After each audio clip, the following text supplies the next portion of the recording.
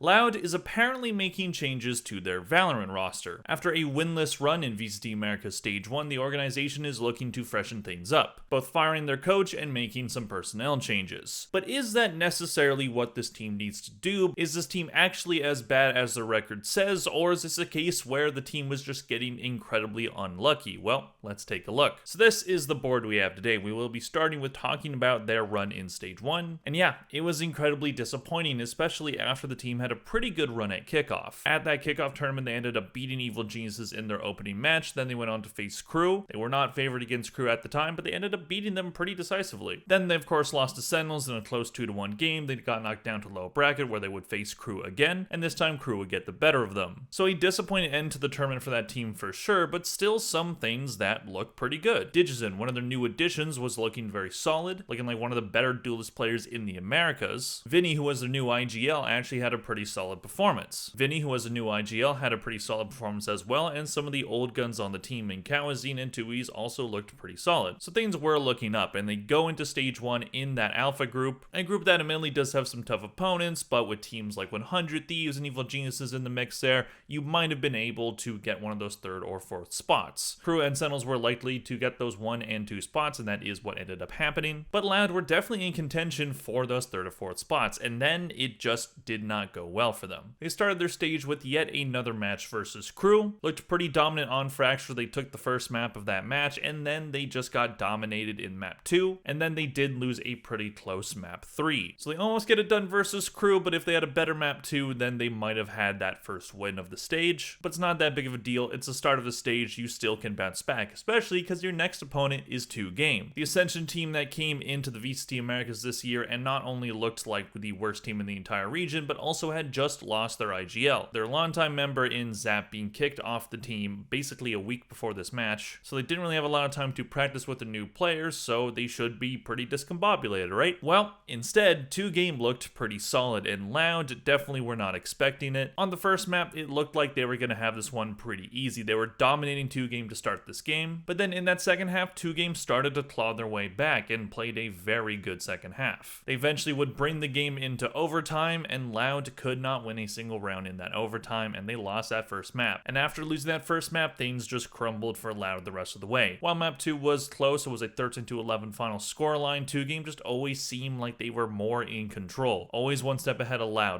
clearly panicking in those moments. So that was a pretty massive loss for this team, and I feel like that kind of just cursed the rest of their stage. They would then move on to face 100 Thieves, a team looking to qualify for playoffs, and just like that match against Crew, they would win map 1 in pretty convincing fashion, winning Haven 13-6, a map that has been decent for them throughout this year. So they have 100 Thieves in the bag. They can close this one out and just wash away the sins of that 2Game game. But unfortunately for Loud, yet again, they crumbled. Map 2 was close, 13-11 scoreline, and then they lost map 3, 13-8. So at this point, they were 0-3, their playoff lives on the line. Not only did they need to win, but they also needed other teams to fail. Mostly Evil Geniuses, the team that they were fighting for that 4th spot in the group. And the rest of Stage 1 was not an easy road for Loud. They would then face off against Sentinels, and yet again, they would play a good game. They lost map 1, but it was really close. But then they would win Lotus 13-11, so they finally win a close map. Close maps being their kryptonite. It was either they dominate the team that they're playing, or they lose in a very close fashion. There didn't seem to be much of an in-between. However, that would change when they lost Haven 13-5 to end that match against Sentinels. So very disappointing result. EG would go on to beat Crew, which secured their playoff spot. So at this point, Loud is already out of playoffs. All you can do is play for dignity. They also did make multiple roster changes during this stage. They did bring in Luke Show. They put Tui's on the bench at that time, but then Vinny just continually had a very bad performance. You will notice that Vinny's stats are not on the board, but you can go look on VLR. They're very bad. And after he had yet another bad performance and didn't really do a great job calling either, they would bring Tui's back, and then I think Pancata was the one IGLing. So they lose that close match against Sentinels. They're playing against Evil Geniuses. Again, this one's just for pride and a champ's point. And yet again, they would win a close map, but then they would lose 2 close maps right after that. They won Lotus 13-11. They lost Pearl 14-12. and then they would end that match and their split by losing on split 13-11. Their overall stats ended up being a map record of 4-10. Again, it always seemed to be those close maps. They only won a handful of close maps throughout the entire stage, and that's evident by the fact that 4 of their matches they lost 2-1. The only 2-0 loss they had all stage was against 2Game, which should have been their easiest opponent, so that is just some terrible luck there. So overall, a really disastrous stage 1, and yes, they made some changes after it, and the organization has a ton of justification for it. However, we'll talk about the player switches that are coming in a bit. I want to talk about some map stats now. Looking at their best and worst map throughout the year, Lotus was the best that I could find. They have a record of 3-1 on that map. Attack win percentage is 51%, defense is 53%. So overall, a good record on it, but their percentages aren't the highest. You probably want to be in like the 58-56 range to truly be like solid on a map. Lotus is still a map that they could definitely lose on. Looking at their worst map, however, it is Pearl. They have a 1-3 record on it throughout the year.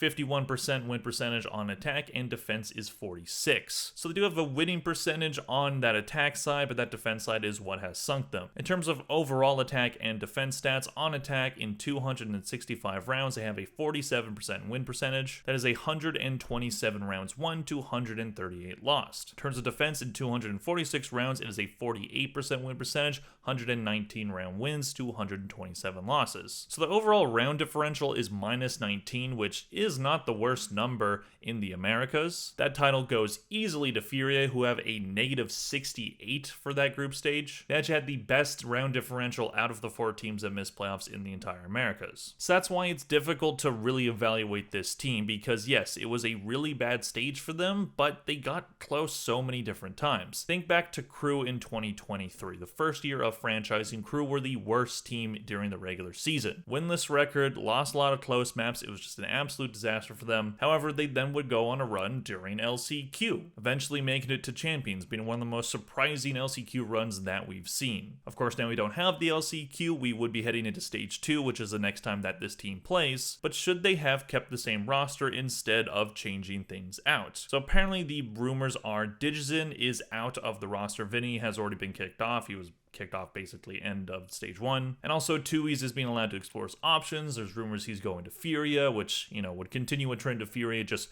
picking up random pieces that Loud leave behind. But there isn't a ton of bad going around in this roster, even with the players that they're dropping. So looking at this stage 1 statistics, I ordered them by who had the best rating, and that is by far their newest player in Luxo. Luxo has looked incredible and might genuinely contend for Rookie of the Year. Unfortunately, the team that he's on has a very bad record, so he's probably not going to get consideration for that, but he has performed incredibly solid since he came in. He played 3 matches in the stage and ended up being the second best player in terms of rating. He had a rating of 1.23, which is tied for second in the entire Americas with Cryocells. He had a kills per round of 0.96, so he was almost averaging a kill per round. That is absolutely insane. That is easily number 1 in the Americas. He had 195 kills, 145 deaths, 46 assists for KD ratio of 1.34. Doing this all while playing mainly Sentinel. He played Vise, Killjoy, Cypher, and a little bit of smokes in Viper. So Luxo looked fantastic and is definitely the brightest spot on this team. Definitely looks like the player that they're going to build this future roster around, and it's probably a very good idea. There are a lot of very talented players in Tier 2 Brazil. It has been a narrative around the community where Brazil is kind of screwed over by the fact that Americas is in LA. So many Brazilian teams can't scrim with the American teams, at least not when it's the off season. But despite that, we have seen a lot of really good talent come out of Brazil, and Luxo looks like potentially one of the best new ones coming from that region. Moving on, we have Pancada, a player that returned for Stage 2 last year. He took some time off at the beginning of the year after his time on Sentinels, and this year he did have a pretty solid Stage 1. He had a rating of 1.15, 8 kills per round of 0.72. He had 235 kills, 207 losses, 107 assists for KD ratio of 1.14. Doing this while being their resident smokes player, playing Omen, Brimstone, Astra, as well as Viper. Pancada's a good player. He's earned his spot. I don't think he should necessarily be their IGL. It's more of a band-aid fix at this point. They are apparently bringing in Robbie BK, who might end up being their IGL. That is a very curious decision for me. We haven't seen a ton of Robbie BK at the pro level, so I don't really know what to think of him overall, but his short time on on Gentlemates didn't really go exactly great. So if that does end up going through, very curious to see how that's going to work, but I think having a different player as IGL should take a bit of load off of Pancata. Moving on, we have Digizin, who is apparently getting kicked from this team after having definitely not the best stage 1, but also not the worst. I definitely would not put the team's losses on him, and I thought that during kickoff and what he showed at stage 1, I at least thought that he earned his spot. Was not expecting him to be one of the players kicked from the team, but maybe they're looking at a different duelist. He had a rating of 0.95, 8 kills per round of 0.75. He had 230 kills, 230 deaths, 59 assists for a KD ratio of exactly 1, and played a lot of different duelist characters. He played Neon, Jet, Raze, Yoru, as well as Reyna. Digizin is an interesting player. On his time on Furia, he at times could look absolutely amazing. I think he has great aim, some great mechanics, but he does seem to be a bit inconsistent, and that is definitely shown throughout the year. At kickoff, he looked fantastic and looked like maybe those problems were done for him, but then stage 1 started and that inconsistency reared its ugly head. But again, I don't think he deserved to get cut from this team. I think he at least deserved to stay until the end of the year. Maybe not necessarily part of next year's roster, but he did play overall decent. Again, it's all going to depend on who ends up being that duelist player for stage 2 to see if this was a right decision or not. Moving on, we have Kawazine, one of the longer tenured members of this team. He also had a very strong kickoff, but did have a performance dip during stage 1. He had a rating of 0.90, 8 kills per round of 0.60, 184 kills, 212 deaths, 71 assists for a KD ratio of 0.78. Playing that initiator role with Teho, Sova, as well as Fade. So maybe Kawazine isn't the best player on Teho. Teho is being nerfed, so that should be beneficial to this team. Not that he was terrible on Teho or anything, but I think Kawazine is best fit for other characters. I am kind of expecting a bounce back from Kawazine. I think he is better than the numbers that he ended up putting up. Again, it all depends on how the roster is going to look when it's finalized. Moving on, we have Tui's, another player being kicked off the roster, and from looking at his numbers, it is understandable as to why. He was swapped out for Luke Show initially, but then Vinny was just too bad that they just couldn't keep him on the roster, so Tui's was back in, and I thought that that would probably be their final roster for stage 2, but